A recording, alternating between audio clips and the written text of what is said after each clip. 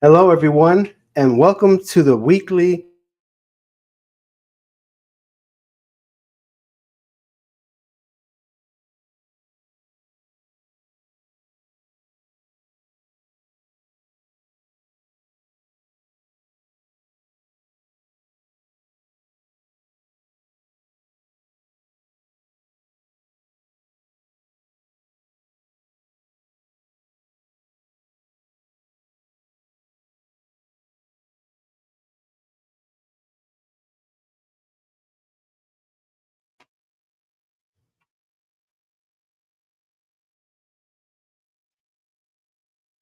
just had a little glitch. I'm hoping that it's fixed now. Let me welcome you again. This is a weekly webinar that I host, Gil Rolon, and I'm very passionate about helping people to remove negative emotions that keep them in negative habits like emotional eating. So I created this webinar, and every week we're going to discuss in each session different topics that will help us to get on the journey to stop emotional eating and have a healthier relationship with food. So, first, some housekeeping.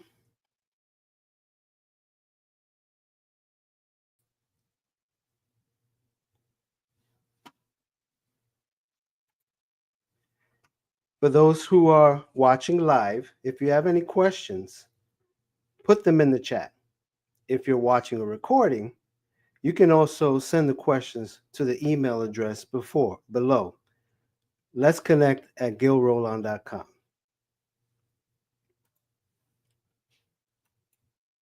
Okay, so let's get right into our webinar. And the first thing I want to do is review the last session we had, which was about defining what emotional eating is. And the two words that really stood out were suppress and soothe.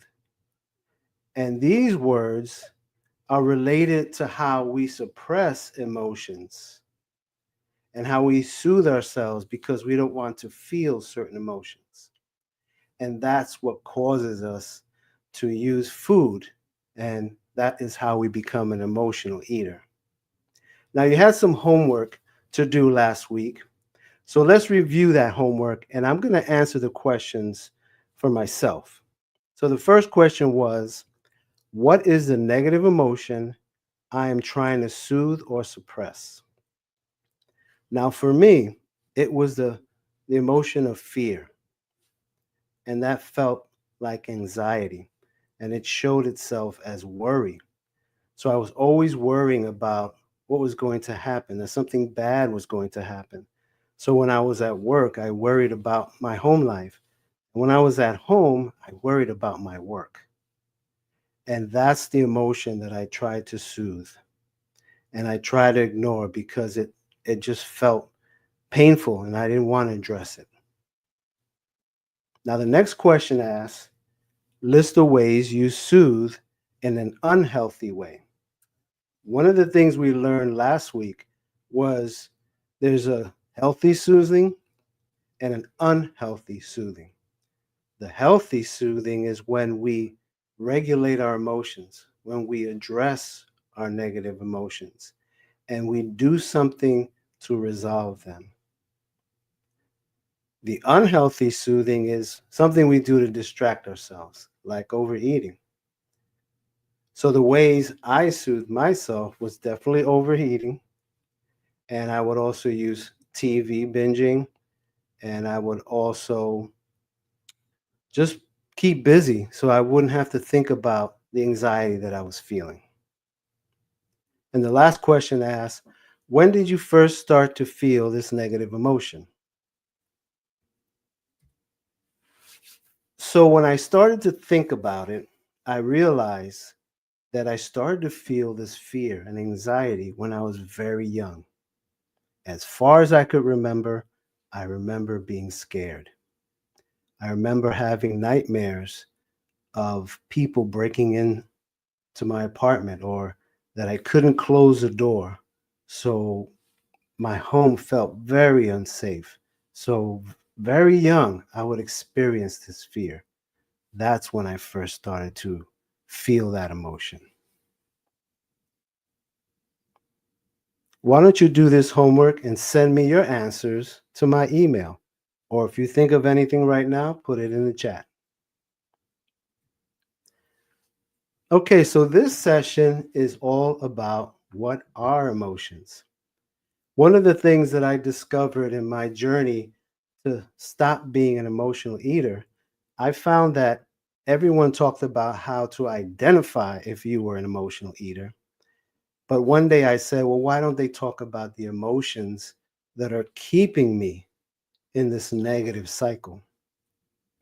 So part of this webinar is we really have to dig deep and understand what emotions are, how they affect us, and how we can process them. So let's look at some definitions. I put up a very simple definition from an online dictionary, and it says a natural, instinctive state of mind deriving from one's circumstances, mood, or relationship with others. And that's kind of short, but it doesn't really seem to fully answer the question. And you'll find that as you do your research, there's so much information about emotions. And the scientists see it a certain way, the doctors see it a certain way, psychologists see it another way. And as I started doing research, I found that there was truth in all these definitions. And I had to find one that made sense to me. And this is what I found. And I put it in my book that I wrote, Lose a Weight on Your Mind, Body, and Spirit. And this book is about my journey to stop emotional eating. And this is the definition that made sense to me. Emotions are natural states of mind and physical responses that give us distinct feelings based on internal and external influences or experiences. Emotions can feel great or may feel painful and overwhelming. So you see, emotions really uh, are part of our mind, our body, and our spirit. It's all encompassing in our experience in life. So it's not just the way we think, but it's the way we feel. Because emotions, when we feel them, we actually feel them in our bodies. That's why they're called feelings. But a lot of times they're triggered by thoughts we have, or they're triggered by experiences that we see, or experiences that we feel in our body that remind us or trigger us with these negative emotions. But one thing I noticed too is that emotions have two types. One is a healthy type, and the other is an unhealthy type. Well, let's talk about healthy emotions. The first thing we have to understand is that emotions are a natural way of our minds and bodies to protect ourselves, to alert ourselves of not only danger, but also of things that we enjoy. So we can avoid the things that we don't want and we can fully engage on the things we love to do. So natural emotion is really a part of our survival. It's a part of us thoroughly enjoying our life and our experiences. Now, when we have a healthy emotion, it has a certain cycle. The first cycle is that feeling we have in our mind and in our body that tells us we have to do something. And this is important, and that's how it protects us. It's telling us there's an action you have to take, or there's a decision you have to make.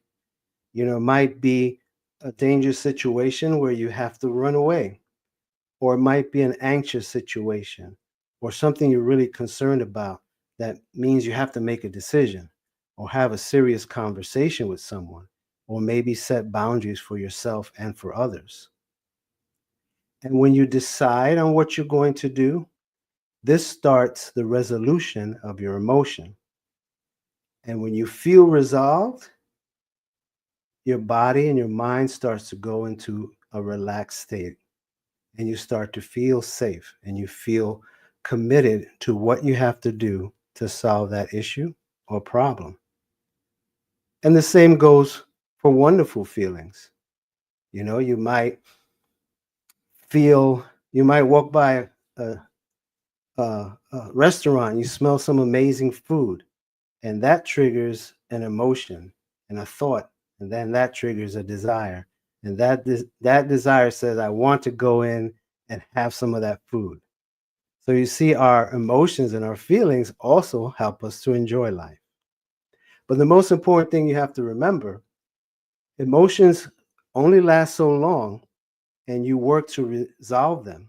And whether you resolve it in that minute or the next day, in your mind and your body, you have resolved it. So then you feel relaxed and you feel safe. Now, that's totally different from unhealthy emotions. See, unhealthy emotions become unhealthy when we suppress them, when we avoid them, when we ignore them. And these unhealthy emotions are usually caused by some past experience or something we learn to fear or some kind of lack of connection that makes us feel anxious when we have to engage in a certain experience. And because we avoid it, that anxiety, that negative emotion, it stays in you. It becomes constant. So you're constantly anxious. You're constantly worried. You're constantly mad. And because you avoid it, you stay in that state.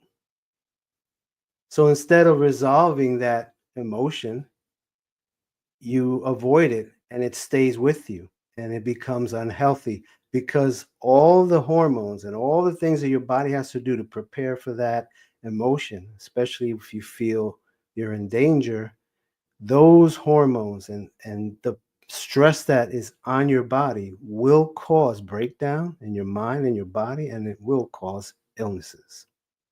So I hope you can see the difference. A natural and healthy emotion tells you you have to do something. You engage it, you process it, and you feel great. You're resolved and you're at peace. An unhealthy emotion keeps you stuck. You avoid it, you ignore it, you suppress it. And so it stays in you and it makes you sick.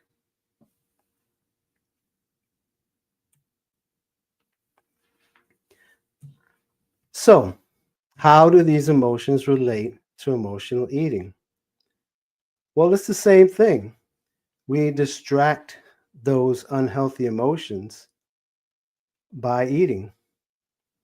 And because of eating, we feel bloated. At least that's how I was. I would eat until I was so bloated, I felt like I couldn't eat anymore. And see, that caused my body to be distracted from the other reactions to the other negative emotions that I was carrying. And so overeating became a way for me to suppress those emotions, to avoid those emotions. And when you think about how hard your body has to work to digest a large meal, that's another way you ignore and suppress those emotions. And so you get in a cycle where instead of dealing with your emotion, you're constantly using food to suppress that emotion. And it becomes a habit, and then it becomes a way of life. And it feels like you can't stop it. And when you think about food, food can be very pleasurable. And today, the American diet is filled with sweet flavors, salty fats, all the things that our body enjoys and craves. So these things also distract us by bringing us pleasure. And so we feel we're replacing the negative emotion, but no, we're just suppressing it. It's still there and it's still causing you anxiety and stress. And I remember when I was a very heavy emotional eater, I actually felt I was in control. I felt this was a decision that I had to make. And it was like, it gave me a feeling of power because I was making these decisions. And I felt this is what I had to do to make myself feel better. So we can see how these negative emotions can really just hijack us. And we start this cycle that keeps us in this loop and in a bad relationship with food. Okay, we're at the part of the webinar where I invite those who are here live to put in your questions, tell me where you're from, tell me about your experiences with emotional eating. This is a slide, the next couple of slides I'm always going to have in the weekly webinar because these things are the key to starting that journey to learn how to stop being an emotional eater. So, how do we break free of our negative habits? Well, we have to learn to identify the negative emotions. Sometimes, because we suppress our emotions, sometimes it's hard for us to identify them. And at first, you may not be able to name them, but you can tell and describe how it feels in your body. Like, what thoughts are you having? What sensations are you feeling in your body? Do you feel a tightness around your chest? Is your stomach upset? Do you have a headache? All these things are indications of the negative emotions that are stuck in us and that we're experiencing. And then you have to discover, well, when did all this start? Where did I learn to be afraid? Or when did I learn that I didn't feel loved or I didn't feel safe? You have to discover the origins. And once you understand how it all started, you can start to mourn our past traumas. And we can start to go through a grieving process and understand what we went through and how we can heal it. One of the most important things we have to do and use is self love. Because with self love, we're going to use compassion.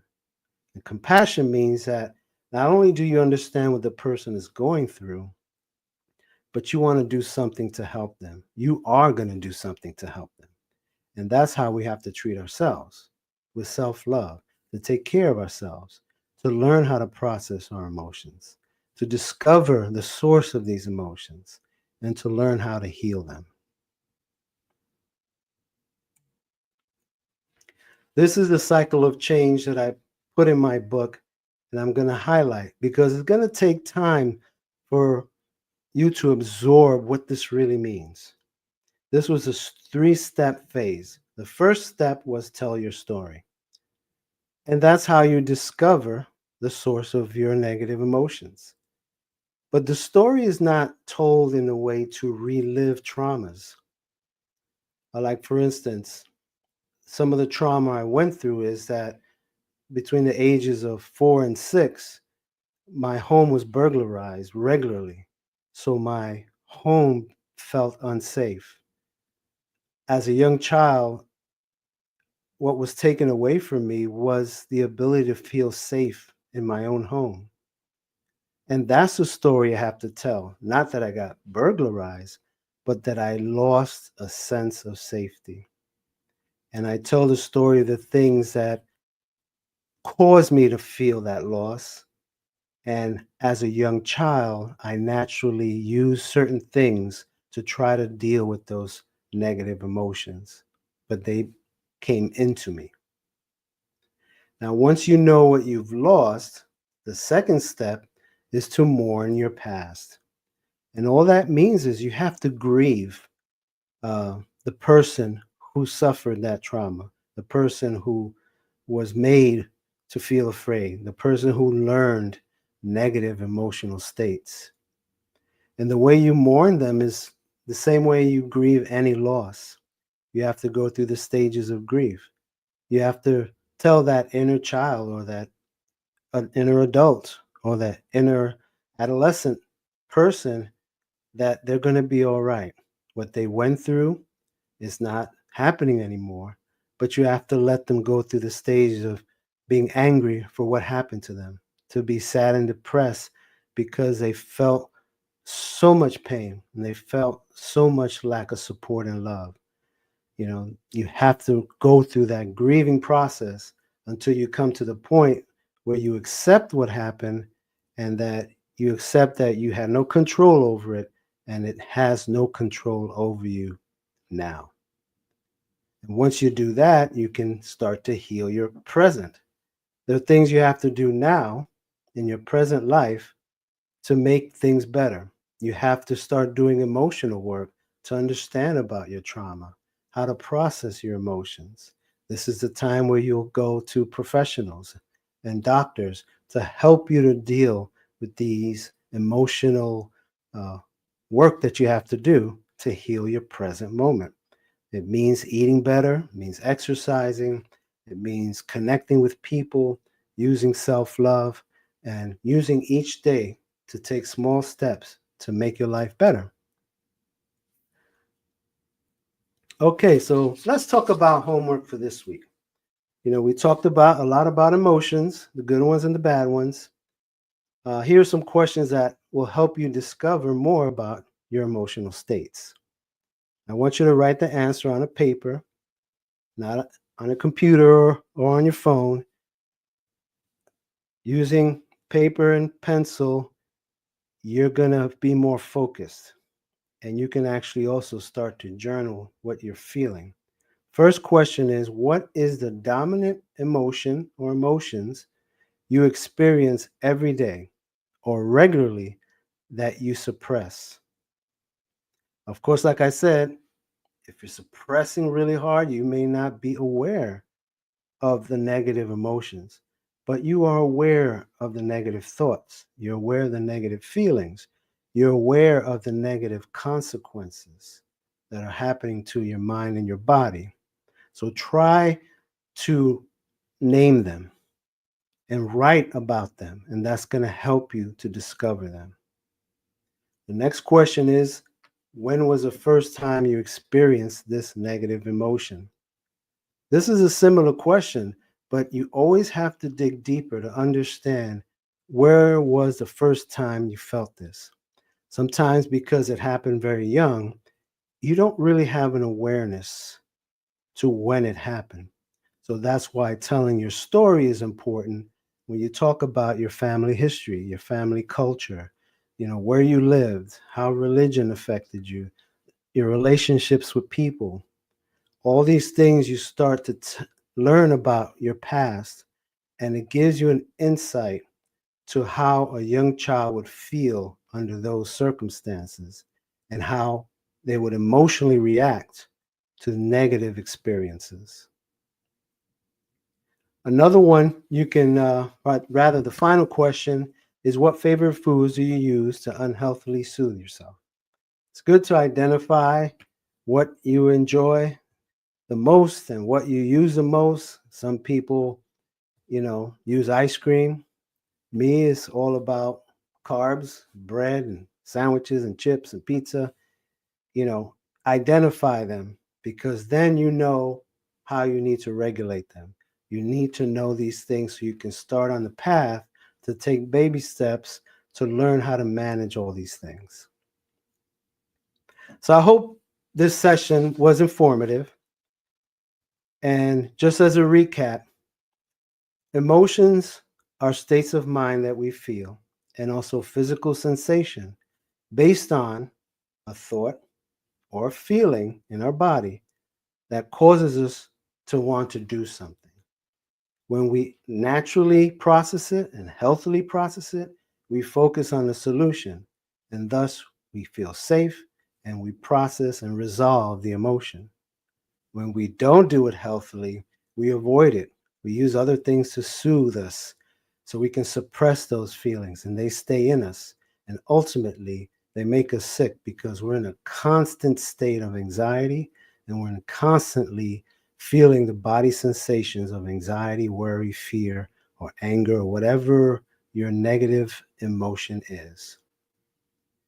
So, just as a word of encouragement, though all this can seem heavy, this is the start of you trying to discover about yourself, about your life, about how you can change these things. And at first, it feels a little sad and heavy, but you have to go through that. You have to learn how to process emotions that make you sad. And we will discuss in future sessions how do we process emotions? How do we become aware of emotions and ourselves and our thoughts and our feelings? And that's where this webinar is going. Until then, we see you next week. We're here every Wednesday at 8 p.m. So invite your friends, join the channel. This is part of my Be Present podcast on YouTube. So subscribe and let others know about it so they could join us in our journey to stop being emotional eaters and have a better relationship with food. Thank you and have a good evening.